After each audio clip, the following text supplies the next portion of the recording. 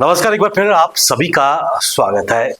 जम्मू कश्मीर में हम सब जानते हैं कि एक नई लोकतांत्रिक सरकार का गठन हो चुका है और लगभग 2 महीने का कार्यकाल होने को है। लेकिन इस 2 महीने के कार्यकाल में सरकार क्या डिलीवर कर पाई है, और सबसे महत्वपूर्ण बात, नेशनल कॉन्फ्रेंस के भीतर ही कुछ अ, विपरीत स्वर निकल के आ रहे हैं और खासकर उनके सांसद आगा सईद रहुल्ला के बागी तेवर भी नजर आ रहे हैं।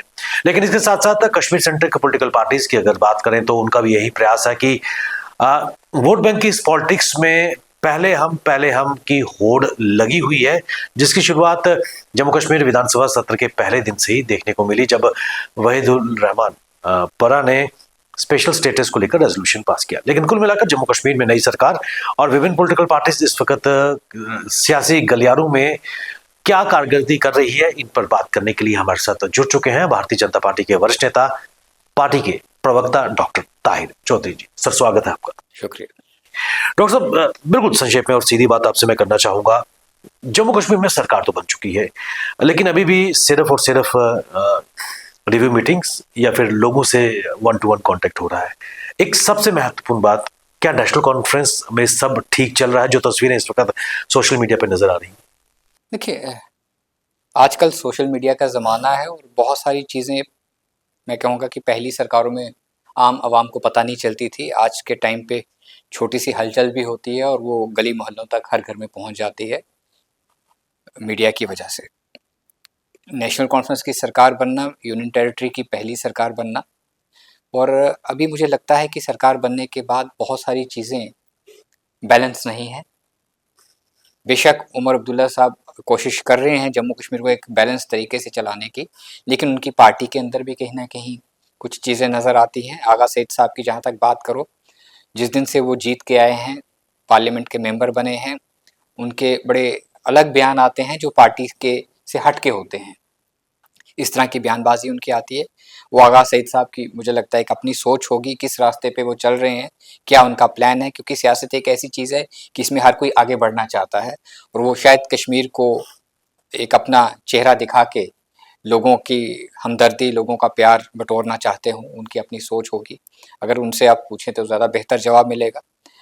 लेकिन जम्मू कश्मीर के लोगों को सरकार से बहुत उम्मीदें हैं, नेशनल कॉन्फ्रेंस से बहुत उम्मीदें हैं, क्योंकि नेशनल कॉन्फ्रेंस ने बहुत सारे वादे किए हैं और मुझे लगता है कि एक आम जो नागरिक है वो सोच रहा है कि नेशनल कॉन्फ्रेंस उन चीज़ों को प्रॉपर ढंग से डिलीवर करेगी। लेकिन अभी तक जो चीज़ें सामने आ रही हैं उसमें मीटिंग्स हो रही हैं और रिजल्ट अभी तक कुछ आया नहीं है, क्योंकि एलजी साहब अलग ढंग से काम कर रहे हैं। उनका एक अपना तरीका है काम करने का, उनकी अपनी पावर्स हैं, उनका अपना एक दायरा है और उमर साहब का अपना दायरा है। मुझे लगता है कि आने वाले थोड़े दिनों में और चीज़ें इंटरेस्टिंग होंगी जो सामने आएंगी कि एनसी क्या चाहती है और बाकी जो अपोजिशन की पॉलिटिकल पार्टीज़ हैं वो क्या चाहती हैं। श्रीनगर की पॉलिटिकल पार्टीज़, मैं भारतीय जनता पार्टी की बात नहीं करूँगा, क्योंकि पीडीपी के 3 लोग जीत के आए हैं और पीडीपी श्रीनगर में इस तरह की सियासत कर रही है कि हर चीज़ का वो पब्लिक को बताना चाहती है कि उसके लिए हमारे 3 एमएलए आगे फ्रंट फुट पे बैटिंग करेंगे। मैं ये बात कहूँगा, वो हमने असेंबली का जो पहला दिन थे, पहले 2-3 दिन उसमें हमने देखा, वहीद परा का रिएक्शन देखा। उन्होंने हर चीज़ को सामने लाने की बात की और मुझे लगता है वो जो 5-7 दिन थे वो जो एक काम आने चाहिए थे लोगों के, कुछ उन चीज़ों पे डिबेट होनी चाहिए थी कुछ इश्यूज़ के ऊपर, वो नहीं हो पाए और आने वाले टाइम पे देखते हैं क्या होता है। जिस तरह मैंने शुरुआत में कहा कि पहले हम क्रेडिट लेने की दौड़ लगी हुई है, और अभी 2 दिन पहले ही सज्जाद लोन, जो पीपल्स डेमोक्रेटिक पार्टी के प्रेसिडेंट भी हैं और हंदवाड़ा से एमएलए भी हैं, उनकी तरफ से ये भी कहा गया है कि there party has formulated a draft regarding that will challenge the police verification system. बेशक ये नेशनल कॉन्फ्रेंस के मंशूर में भी पहले से ही था, तो क्या आपको लगता है कि वही दौड़ क्रेडिट लेने की लगी हुई है? देखिए, अगर आगा सईद साहब अपने ढंग से सियासत कर रहे हैं और वहीद परा पीडीपी के जिनके 3 लोग जीत के हैं वो सियासत करेंगे, तो मुझे नहीं लगता कि सज्जाद लोन साहब पीछे रहेंगे।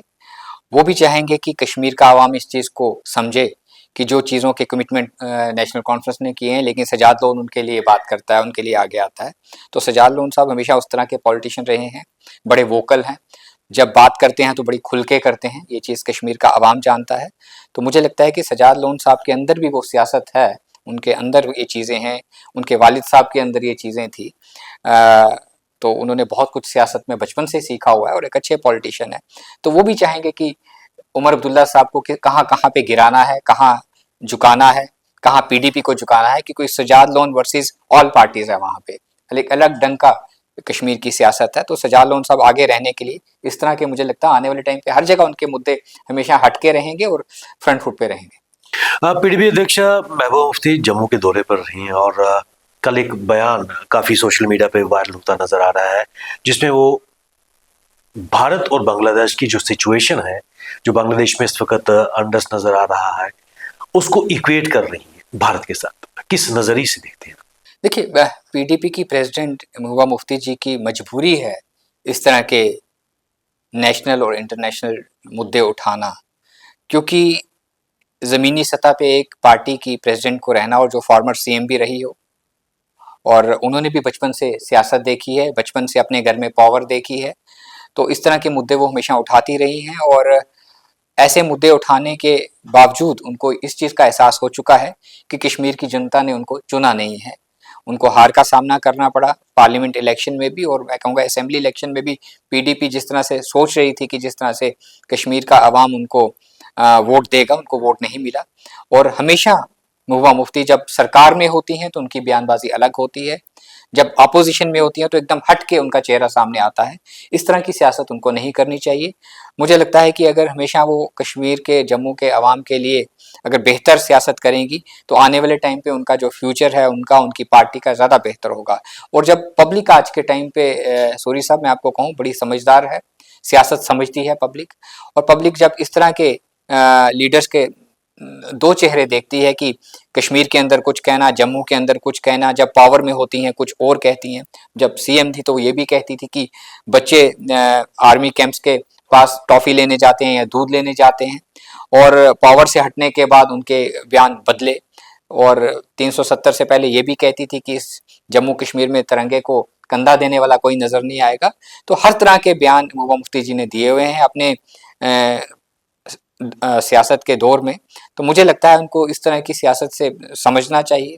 उनकी बेटी उनकी एडवाइज़र है, पॉलिटिकल एडवाइज़र हैं, तो चीज़ें घर में बैठ के अगर समझें कि क्या बयान देना है, क्या नहीं देना है। इन बयानों से उनको कोई फ़ायदा होने वाला नहीं है, नुकसान ज़रूर हो सकता है। 370 इतिहास का हिस्सा बन चुका है, लेकिन उसके बावजूद भी कश्मीर और कश्मीर की आवाम को गुमराह करने का प्रयास ये कश्मीर सेंट्रिक पॉलिटिकल पार्टीज कर रही, क्या कहेंगे? देखिए, 370 आपने सही कहा, इतिहास हो चुका है। जो चीज़ चली जाती है वापस नहीं आती है। और 370 साल भी अगर नेशनल कॉन्फ्रेंस, पीडीपी, वहाँ की रीजनल पार्टीज लगी रहें, कभी वापस नहीं आएगा। ये चीज़ मैं आपके माध्यम से बता दूं। और इस चीज़ को फ़ारूक अब्दुल्ला साहब भी चाहते हैं, समझते हैं, उमर साहब भी समझते हैं, बाकी जो वहाँ के लीडर्स हैं वो भी इस चीज़ को समझते हैं। लेकिन उनकी मजबूरी है कि आज भी अवाम के बीच में 20-25% ऐसे सीधे साधे लोग होते हैं जिनको गुमराह करने के लिए, जिनकी भीड़ जुटाने के लिए इस तरह से अगर बयानबाजी की जाए तो वो सियासत कर रहे हैं। और मुझे नहीं लगता कि इस तरह के नारे देने से, इस तरह के लोगों से वादे करने से कि 370 हम वापस लेके आएंगे। हाल ही में फ़ारूक अब्दुल्ला साहब ने खुद कहा था कि अगर 100 साल भी लग जाएं तो मुझे लगता है कि हम इस मुद्दे के ऊपर लड़ाई करेंगे, लेकिन मुझे नहीं लगता कि 370 वापिस आएगा। और अगर हम उससे भी पीछे पुरानी बातों में चले जाएं तो शेख अब्दुल्ला साहब का एक बयान है असेंबली के अंदर, उन्होंने कहा था कि 370 कोई कुरान शरीफ की आयत नहीं है जिसको मिटाया नहीं जा सकता। तो ये चीज़ें ये परिवार जानते हैं, इनके परिवारों की सियासत रही है, लेकिन लोगों को गुमराह करने के लिए इस तरह की बयानबाजियां ये करते हैं, और मुझे लगता है आने वाले टाइम पे भी करते रहेंगे। जम्मू कश्मीर में इलेक्शन से पहले कांग्रेस और एनसी के बीच एक प्री पोल अलायंस भी हुआ था, लेकिन जिस तरह कांग्रेस का निराशाजनक प्रदर्शन 6 सीटों पर सिमटती हुई नजर आई, और उसके बाद हरियाणा और महाराष्ट्र के इलेक्शन में जो डिबैकल कांग्रेस को देखने को मिला है, और उसके साथ साथ आइसिंग ऑन द केक की उमर अब्दुल्ला ने स्टेटमेंट भी दी थी कि Congress is not part of the government, outside वो सपोर्ट दे रही है। किस नजरिए से कांग्रेस और कांग्रेस के जो लीडर्स हैं जम्मू कश्मीर में नजर आ रहे हैं आपको? देखिए, कांग्रेस पार्टी की बड़ी बदकिस्मती है। जिस टाइम पे जम्मू कश्मीर में असेंबली इलेक्शन का दौर स्टार्ट हुआ, मौसम बन रहा था, तो राहुल गांधी साहब और खड़गे साहब खुद गए हैं एनसी के दरवाजे पे, उनके घर पे जाके उन्होंने हाथ मिलाया कि हम लोग आपसे सपोर्ट करना चाहते हैं। मुझे नहीं लगता उस टाइम पे भी उमर साहब और डॉक्टर फ़ारूक अब्दुल्ला साहब उनकी सपोर्ट चाहते थे। और जिस तरह से सीटों का बंटवारा किया गया, जिस तरह का अलायंस किया गया, बहुत सारी चीज़ों पे कांग्रेस ने अपनी चुप्पी बनाई रखी। आज भी कांग्रेस बहुत सारे इश्यूज पे पूरे देश में नहीं बोलती है, उनका स्टैंड क्लियर नहीं है। 370 को लेके वो क्लियर नहीं है, 35A को लेके क्लियर नहीं है। और कांग्रेस की हमेशा इसी तरह की राजनीति रही है और दिन ब दिन उनका ग्राफ डाउन जाता गया। और आज मैं कहूँगा जम्मू कश्मीर कांग्रेस मुक्त है। अगर उन्होंने 6 सीट्स भी निकाली हैं तो उसके लिए उनको शुक्रिया नेशनल कॉन्फ्रेंस को करना पड़ेगा। और वही वजह है कि असेंबली इलेक्शन के टाइम पे आपने दौरे में देखा कि बार बार डॉक्टर फारूक अब्दुल्ला साहब ने भी कई जगहों पे बयानबाजी की, उमर साहब ने भी की कि कश्मीर में कांग्रेस को ध्यान देने की जरूरत नहीं है, हम अच्छे ढंग से काम कर रहे हैं, हमारी टीम काम कर रही है, आप जम्मू में ध्यान दीजिए। और उमर साहब भी इस चीज़ को जानते हैं, डॉक्टर फारूक अब्दुल्ला साहब भी जानते हैं कि कांग्रेस कहाँ स्टैंड करती है। कांग्रेस खुद अपने आप को जानती है कि वो कहाँ स्टैंड करती है, लेकिन उसके आपने नतीजे पूरे देश में देखे आज कांग्रेस कहाँ पे है। और जो कांग्रेस मुक्त का एक भारतीय जनता पार्टी का एक नारा था, जो हमारी सोच थी, जिस तरह से हम काम कर रहे थे, मुझे लगता है कहीं ना कहीं उस पर प्रधानमंत्री साहब कामयाब हो चुके हुए हैं, उनको मैं मुबारकबाद दूंगा। और आने वाला टाइम कांग्रेस पार्टी का कोई अच्छा टाइम नहीं है और ये चीज़ कांग्रेस पार्टी अच्छी तरह समझती है।